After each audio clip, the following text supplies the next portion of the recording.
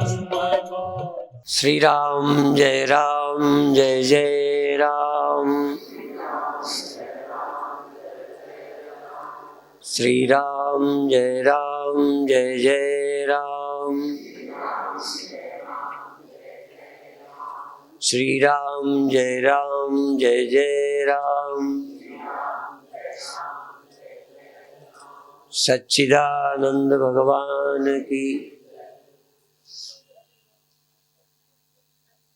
कोई व्यक्ति first class में गाड़ी में हो, एसी में हो, सुविधा में हो, पर गाड़ी का एक्सीडेंट हो जाए और उसकी उसमें डेथ हो जाए, और एक व्यक्ति साधारण गाड़ी में है, डिब्बा भी अच्छा नहीं है, थर्ड क्लास में है, खड़े खड़े सफर किया है, समय तो ठीक नहीं बीता, पर गाड़ी उसको पहुंचा दे, गाड़ी से वो उतर जाए तो अच्छा है। जरा ध्यान रखें,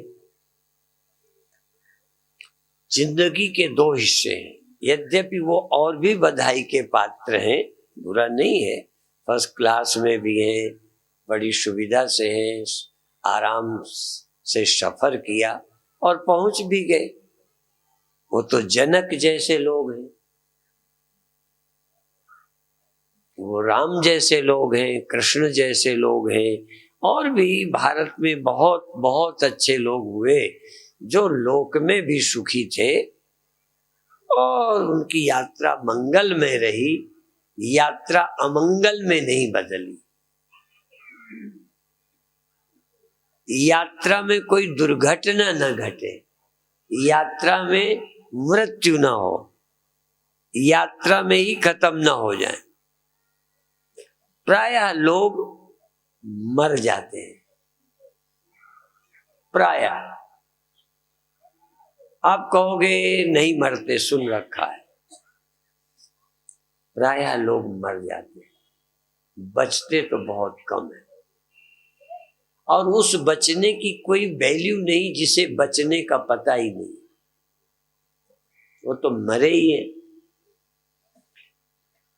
सचमुच कौन मरता है कौन बचता है वो तो छोड़ो, जो अपनी समझ में मरता है वही मरता है, जो अपनी समझ में नहीं मरता वही अमर है। सवाल भौतिक घटना का नहीं है, बौद्धिक घटना का है। धन कितना ज्यादा है इससे कोई धनी नहीं है, धनी वो है जो अपनी बुद्धि में धनवान है, जो बुद्धि में निर्धन नहीं है, जिसको बुद्धि में निर्धन होने का डर नहीं है। इसीलिए हम कहा करते हैं कि वो अमीर, अमीर क्या, आप लोग भी हैं, जरा ध्यान दें, वह अमीर अमीर क्या जिसका दिल फकीर ना हो। फकीर को डर नहीं रहता, जिस अमीर को निर्धन होने का डर नहीं है उसको समझो सचमुच अमीर है, कोई डर नहीं रहा। और धन की पकड़ वाला अमीर निर्धन होने के डर से मुक्त नहीं हो सकता।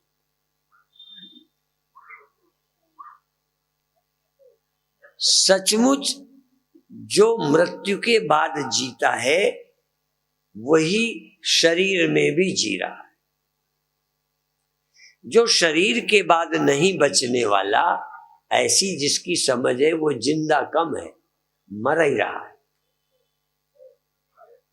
आप जिंदा हो पर क्या मर नहीं रहे? जिंदा होने का क्या मतलब है? जो शरीर होने से जीवित समझता है पर सोचता रहता है इतने बरस का हो गया हूं और इतने बरस रहूंगा, लगभग वो मर रहे हैं। जीवित तो वो हैं जो शरीर के कारण जीवित नहीं है, जिनके कारण शरीर जीवित। बातें एक ही है, तुम भी शरीर से जीवित नहीं हो, तुमसे शरीर जीवित है। शरीर तुमसे जीवित है। जब तुमसे जीवित है तो तुम कैसे मरोगे? शरीर ही मरेगा। तुमसे शरीर जीवित है, तुम शरीर छोड़ोगे तो शरीर मरेगा। तुम कैसे मरोगे? तुमसे तो शरीर जीवन पाता है, तुम शरीर से जीवित नहीं हो। जिनकी समझ में शरीर से हम जीवित हैं, वो शरीर के अभाव में शरीर नहीं मरेगा, लगभग वो व्यक्ति ही मरेगा। समझ का बड़ा मूल्य है, और समझ के कारण ही किसी को ज्ञानी कहा जाता है, और नासमझी के कारण ही अज्ञानी कहा जाता है। अज्ञानी माने विपरीत ज्ञान। केवल अज्ञान खतरनाक नहीं है, केवल अज्ञान से विपरीत समझ पैदा होती है। अज्ञान से विपरीत समझ पैदा होती है। असल में विपरीत समझ ही दुख है। जितनी देर कोई ज्ञान नहीं है, उतनी देर कोई दुख ही नहीं। गहरी नींद में न तुम्हारे पास आत्मा की समझ थी, न देह की। सोए नहीं होते हो, देखते जाओ। जब नींद में होते हो तो बुद्धि ही नहीं है। बुद्धि नहीं है तो न देह हो, न आत्मा हो, न गरीब हो, न अमीर हो। यदि अविनाशी नहीं हो तो नाशी भी नहीं हो। गहरी नींद वाला न नाशी है, न अविनाशी है, न निर्धन है, न धनी है, न छोटा है, न बड़ा है, कुछ है ही नहीं, कुछ सोचे ही नहीं। पर जब समझ आएगी, समझ आते ही कोई शरीर हो जाएंगे तो मरने लग जाएंगे। समझ के आने में ही दो तरह की समझ होगी, या तो विपरीत होगी या यथार्थ होगी। जब तक समझ नहीं, न विपरीत समझ है और न सही समझ। घोर अंधेरे में न रस्सी दिखती है, न सांप दिखता है। घोर अंधेरे में जब थोड़ा थोड़ा दिखता है, तब हमको गलत भी दिखता है। सांप दिखता है, पृथ्वी की दरार लगती है, डर लगता है। थोड़ा दिखता है इसलिए। बिल्कुल नहीं दिखता तो कोई खतरा नहीं। जब तुम्हें बिल्कुल ज्ञान नहीं हो ना, बिल्कुल ठीक है। इसलिए यह च मूढ़ तमो लोके, अत्यंत मूढ़, जिनको कोई जरा भी पता नहीं। गहरी नींद में किसी को मुक्ति की जरूरत नहीं। गहरी नींद में किसी को धनी होने की जरूरत नहीं, छोटे होने की कोई ग्रंथि नहीं, हीन भावना नहीं। इसीलिए गहरी नींद में कोई किसी तरह का उपाय नहीं करता। गहरी नींद बहुत अच्छी है पर बहुत खतरनाक है। क्यों खतरनाक है? गहरी नींद में कोई उपाय ही नहीं करेगा। तुम गहरी नींद में हो तो रोग का इलाज नहीं करोगे। रोग का इलाज कब करते हो? जब जगे होते हो, तकलीफ का पता होता है। निर्धन आदमी गहरी नींद में निर्धनता का पता ही नहीं, तो कमाई भी नहीं करता। नींद वाला आदमी प्रयत्न रहित होता है, कोई पुरुषार्थ नहीं करता। जागेगा तब पुरुषार्थ शुरू होगा।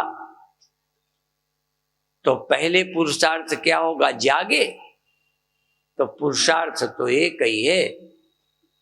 जागते ही हमें ख्याल आया हम आदमी हैं, और जैसे भी है, अमीर हैं या गरीब हैं, जीवित हैं, मरने वाले हैं, क्या है, बस उसके अनुसार प्रयत्न शुरू। यदि मरने वाले हो तो बचने की कोशिश शुरू। बच पाओ या न बच पाओ, कोशिश शुरू। ऐसे आदमी जिन्हें बचने की कोई कोशिश न करते हो, और यद्यपि तुम आज अभी सुबह बचने की कोशिश करते नहीं मिलोगे, मुझे मालूम है। सुबह से कोई बचने की तुमने दवा नहीं खाई। कोई ज्योतिषी से नहीं पूछा, पर जब मरने का ख्याल आएगा तो तुरंत सोचोगे, क्योंकि भले पता चले न चले, जीते रहने की इच्छा सबके अंदर छिपी है। उसको जिजीविषा बोलते हैं, जीने की इच्छा। जीने की इच्छा और मृत्यु का भय हमारे स्वभाव में, वो किसी की शिक्षा से नहीं आया, जन्म से, स्वभाव से। सुखी होने की इच्छा, दुखी होने से बचना स्वभाव से है। उसी इच्छा का परिणाम पाप भी है और पुण्य भी। पाप भी उसी इच्छा का परिणाम। जिसने भी पाप किए हैं उसने सुखी होने के लिए किए कि दुखी होने के लिए। जिसने बुरे काम किए, जिन बच्चों को तुम बुरा कहते हो, ये भी कई बार गड़बड़ करते हैं, तो किस लिए करते हैं? अपनी मजे के लिए, सुख के लिए। चोरी, बुराई। तो देखो, सुखी होने की इच्छा से दो कर्म जन्मे, पाप भी जन्मा, पुण्य भी जन्मा। किसी को लगा पाप से नुकसान होगा तो पुण्य करने लगा। आप निर्धन हैं, दुखी हैं, सुखी होने के लिए धनी बनने लगे। आप छोटे हैं तो बड़े बनने की कोशिश करने लगे। फिर बड़े बनने की कोशिश में जो तुमसे बड़े हैं उनके पैर घसीटने लगे। जितने अन्याय के जन्म हुए हैं, जितने पाप या पुण्य जन्मे हैं, रास्ते दो हैं। एक पुण्य के रास्ते वही जाना चाहता है, एक पाप के रास्ते भी वही जाना चाहता है। एक गृहस्थ के रास्ते भी वही जाना चाहता है, एक सन्यास के रास्ते भी वही जाना चाहता है। पर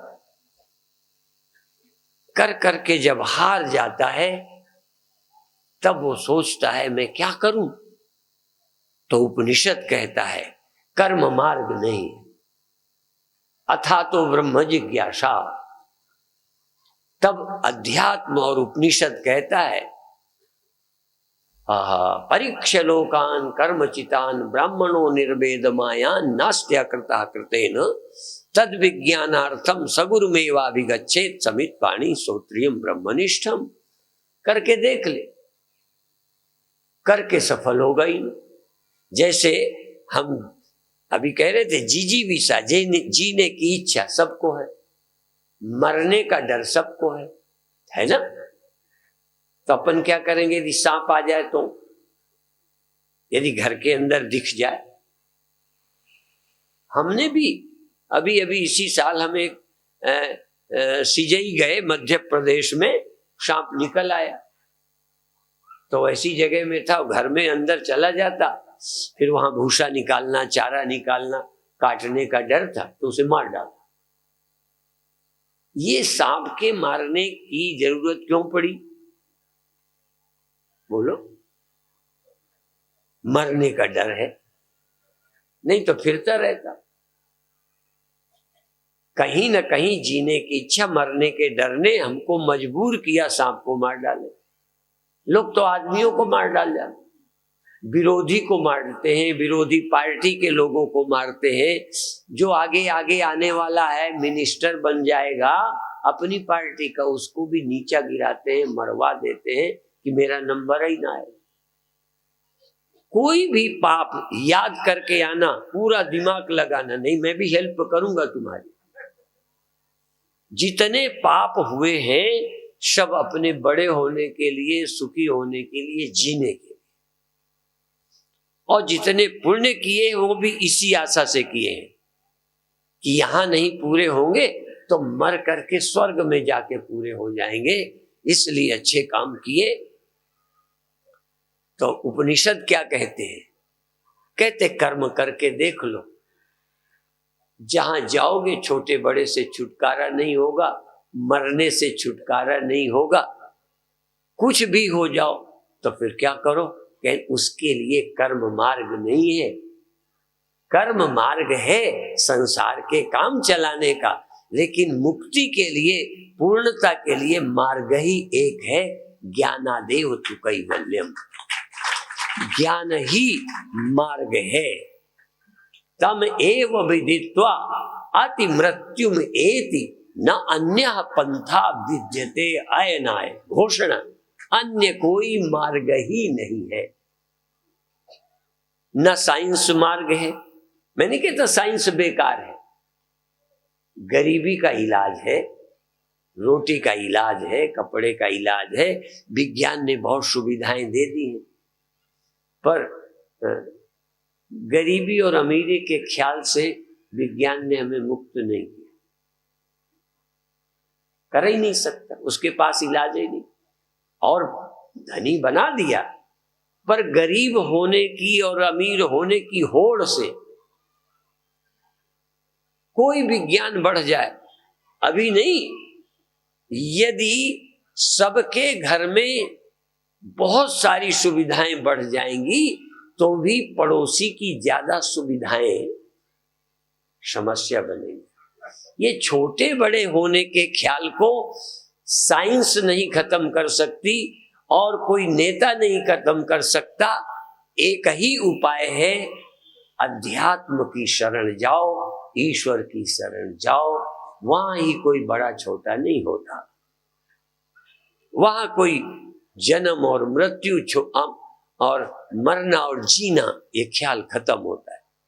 शरीर मान करके कितनी लंबी उम्र हो जाए। अब देखो, जानवर कम उम्र जीते हैं, कई जानवर हमसे ज्यादा जीते हैं, पर कुछ हमारी ज्यादा है। कुत्ते से, गाय भैंस से ज्यादा उम्र है हमारी सबकी। कई ने कुत्ते पाले होंगे, उनके एक आध कुत्ते मर गए होंगे, बूढ़े हो गए। देखो, वो तुम्हारे सामने जन्मा, तुम्हारे सामने जवान हो गया, तुम्हारे सामने बूढ़ा हो गया, चला गया, आप अभी जीवित। तो कुत्ते के लिए मालिक अमर है ना? अमर कुत्ते के लिए तुम अमर हो कि सचमुच अमर हो? और देखो, तुम्हारे लिए विष्णु अमर है, तुम्हारे लिए ब्रह्मा अमर है, हाँ, पर सचमुच तो विष्णु भी अमर नहीं, सचमुच ब्रह्मा अमर नहीं है, सचमुच शिव अमर नहीं है। और यदि है तो कर्म से नहीं, विष्णु होने के नाते नहीं, ब्रह्म होने के नाते। यदि वो अविनाशी है तो राम होने के नाते नहीं, आत्मा होने के नाते। राम होने के नाते तो वो भी अविनाशी नहीं है। इस संसार में अविनाशी सिर्फ एक है, और वो तुम्हारा तुम है, मेरा मैं है, उनका वो है, सब में सब है। सबके अंदर एक अविनाशी है जो मरता नहीं, और सबके पास नाशी है जो बचता नहीं। विष्णु के पास भी दोनों है, नाशी भी है, अविनाशी भी है। राम के पास नाशी भी है, अविनाशी भी है। मेरे पास भी नाशी है, नहीं है, झूठ नहीं बोलना।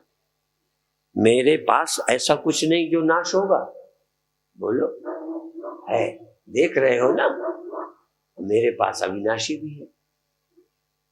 तो विष्णु के पास नाशी अविनाशी दोनों थे, राम के पास नाशी अविनाशी दोनों थे, शिव के पास नाशी अविनाशी दोनों थे। तुम्हारे पास नाशी नाशी है, अविनाशी होते हुए भी है ही नहीं, इसलिए मर रहे हो। यदि राम नहीं मरे, कृष्ण नहीं मरे, शिव नहीं मरे, तो तुम क्यों मर रहे हो? इसलिए कि जो उन्होंने समझा था तुम समझने को तैयार नहीं। तो आपको न मरने से मरने से बचने का, न मरने का क्या उपाय है? कि उसको जानो जो मरता नहीं, और वो तुम्हारा तुम है, वो तुम्हारा वो नहीं है। जरा ध्यान रखना, जो नहीं मरता वह तुम्हारा वह नहीं, तुम्हारा मैं लगता है। मैं बहुत गहरी बात है।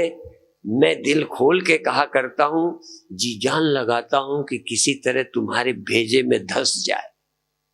नहीं धंसे तो मैं क्या करूंगा? तुम्हारे में भी न मरने वाला है, और तुम्हारा सचमुच तुम है वो। पर तुम्हें अपना मैं मरने वाला लगता है, अपना मैं न मरने वाला नहीं लगता। और राम भी यदि इधर ही ध्यान देते तो राम भी मरने वाले, यदि इधर ध्यान, यदि वो भी न भीतर जानते, पर राम के पास नाशी भी है, अविनाशी भी है। कृष्ण के पास नाशी और अविनाशी है, और इसीलिए हमें भी कहते हैं कि तुम सब नाशियों के पास अविनाशी है। पशुओं के पास भी है, पर पशुओं को अभी जरूरत नहीं पड़ी, यह समझने की अकल नहीं है। तुम्हारे पास तो है। अच्छा, तुम्हें अविनाशी होने की जरूरत नहीं पड़ी कि पड़ी है? जब पड़ी है तो क्यों नहीं समझते? तुम सोचते हो अविनाशी कवायद से बन जाएंगे, धन से बन जाएंगे, कोई परिश्रम से बन जाएंगे। कोई नहीं बना तो तुम कैसे बनोगे?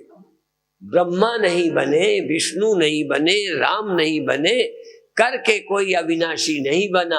अविनाशी कर्म से पैदा होता ही नहीं, अविनाशी तो स्वभाव से ही अविनाशी,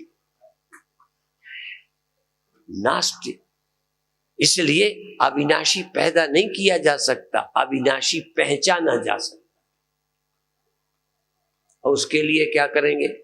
कौन सा जन्म लोगे? कुत्ते का? समझने के लिए बिल्ली का? अच्छा, ये समझने का सबसे अच्छा अवसर कहाँ है? बोलो। मनुष्य शरीर में। अच्छा, किस शहर में? दिल्ली में, हाँ, बॉम्बे में, गुड़गांव में तो नहीं, कहीं भी। अच्छा, कहीं भी हो ये समझ सकते हो। अच्छा, समझने के लिए सबको बराबर टाइम नहीं लगता। एक बात और बता, किसी का कम, किसी का थोड़ा ज्यादा। जिसकी जितनी लगन अच्छी उतना जल्दी समझ लेगा, और जितना ही इसको डालेगा कोई बात नहीं, फिर देखेंगे, फिर देखेंगे, फिर देखेंगे। अब देखो, जीना जरूर चाहते हो, जीने की कोशिश करते हो, सुखी रहना चाहते हो, सुखी रहने की कोशिश भी करते हो, बड़े होना चाहते हो, बड़े होने की कोशिश भी करते हो, पर रास्ते सब कर्म मार्ग हैं। तुम्हारे सारे रास्ते कर्म की ओर जा रहे हैं, और हमारा रास्ता ज्ञान की ओर जा रहा है। कर्म को हमने फेल पाया है, पर इसका मतलब नहीं कि काम नहीं कर रहे। फिर ध्यान रखना, कर्म तो करो, पर कर्म से कुछ पूरा कर लोगे, अपनी अभिलाषा नहीं। भगवान कहते मैं भी कर्म करता हूं, पर मुझे कुछ चाहिए नहीं, जो मुझे चाहिए प्राप्त है। पर मैं तो लोगों के लिए कर्म करता हूं, अवतार भी लेते हैं लोगों के लिए। अच्छा, आपने जन्म किसके लिए लिया है? देखो, भगवान ने तो लोगों के लिए लिया था, आपने किसके लिए लिया है? सोच लो। आप अपने काम में लगे हो, या पति के, या पत्नी के, या बच्चों के? किसके लिए सचमुच काम में लगे हो? मान लो तुम कह भी दोगे ना जल्दी में कि हम तो पति के लिए हैं, बेटे के लिए हैं, हमने तो सारा काम बेटों के लिए किया है। कर रहे हो, झूठ तो नहीं है, पर थोड़ा पूरा सच नहीं। मान लो बेटे से तुम्हारी दुश्मनी हो जाए, तो तुम बेटे के काम करोगे कि अपना? मान लो दोनों के सुख में फर्क हो, वो सिनेमा जाने में या कोई काम में सुखी हो, या लव मैरिज करने में सुखी हो, और तुम्हारा इरादा ये ठीक नहीं है, तुम्हारे लिए ठीक नहीं है, तो तुम क्या चाहोगे? वो कर ले। तो तुम उसके सुख की चाह, उसके सुख की तुम्हें चिंता है कि अपने सुख? हमारे पास ऐसे बहू बेटों की समस्या आती है। लोग बहू को बहुत कहते प्यार करते थे, बेटों को प्यार करते, पर अपनी नाक के लिए बेटों को बकरे की बलि बना ले। क्या तुम कह सकते हो कि तुम सुखी हो जाओ? और तो छोड़ो, बहुत गंदी बातें मुझे आती हैं, गंदी से गंदी। मान लो तुम्हारे पति किसी काम में सुखी है, तो तुम चाहोगे सुखी रहे? मान लो किसी और से प्यार करते, तभी कहा था गंदी से गंदी बात कहूंगा। तुम्हारे पति किसी से प्यार करते हैं, खुश, तुम अपनी राजी से कहो खुश हो तुम, कि तुम खुश हो मैं भी खुश हूं, कोई बात।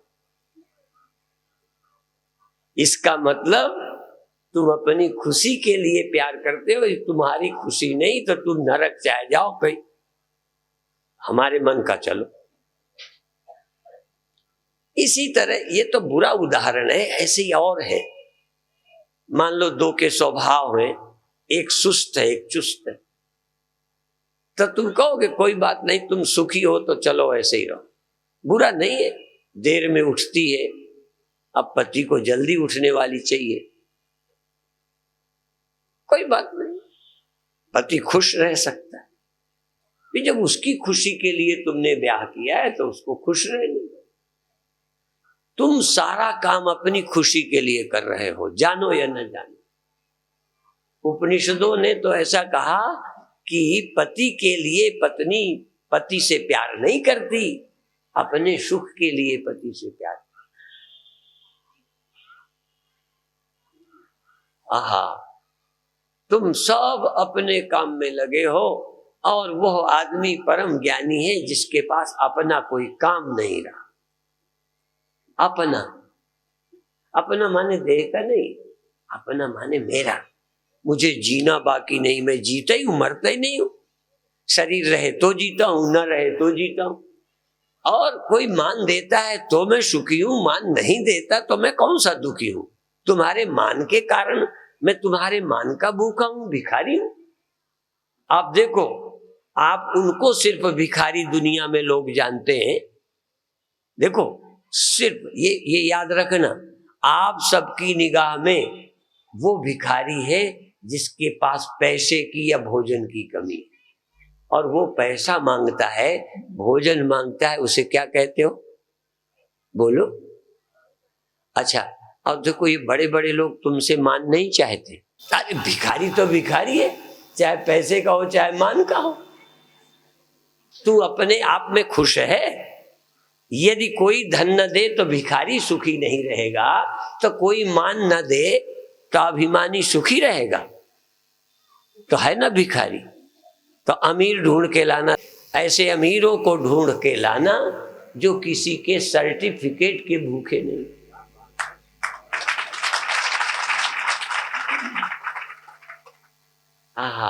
जिस दिन तुम किसी से न मान चाहते हो, यहां तक जिंदगी की मांग भी किसी पे निर्भर नहीं कि तुम बख्शोगे तो मैं जीऊंगा, तुम मारोगे तो भी मैं नहीं मरूंगा, तुम अपमानित करोगे तब भी मैं अपमानित नहीं हूंगा, तुम मेरा लूट भी लोगे तब भी तुम मुझे निर्धन नहीं कर सकते, क्योंकि मेरे पास वह धन है जो लूटा ही नहीं जा सकता। ऐसा धन पाना है। ताली बजाओ, मुझे भी अच्छी लगती है कि मेरे प्रवचन में ताली बजाई, लेकिन ताली बजाने से तुम्हारा काम पूरा बन गया? मैं चाहता हूं ताली नहीं बजाओ, मेरे प्रवचन तुम्हारे जीवन बन जाए। जीवन बने तो अभी देर हो जाएगी, रात को तुम्हें भी जल्दी आना है, हमें भी आना है। अभी हम यही बंद करते हैं। आप मेहनत रोज करेंगे, जब तक तुम्हारा काम नहीं बनेगा हम लगे रहेंगे अपने काम में, ठीक है? और तुमको मुक्त करेंगे, निश्चिंत करेंगे, निर्द्वंद करेंगे। तुमको इस धरा का सर्वश्रेष्ठ मानव बनाएंगे, सर्वश्रेष्ठ मानव, जिससे क्या कहेंगे।